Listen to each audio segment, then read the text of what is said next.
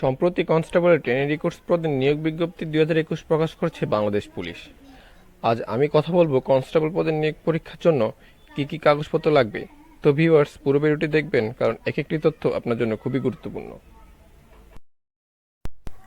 সাধারণ কোটার জন্য প্রয়োজনীয় কাগজপত্র: 1. Admit card. অনলাইনে এডমিট কার্ডটি ডাউনলোড করে থাকলে এডমিট কার্ডে 2টি কপি নিতে হবে। 2. শিক্ষাগত যোগ্যতা সনদপত্র। আপনি যদি এসএসসি পাস করে থাকেন তাহলে এসএসসি যে সার্টিফিকেটটি আছে ওইটার মূল কপি নিতে হবে।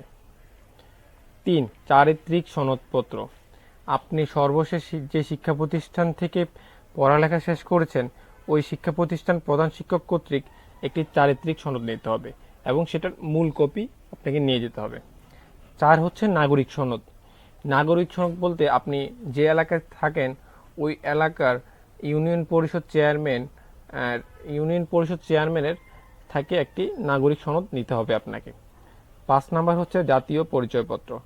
আপনার যদি নিজের জাতীয় পরিচয়পত্র থাকে তাহলে জাতীয় পরিচয়পত্রের মূল কপিটি নিতে হবে।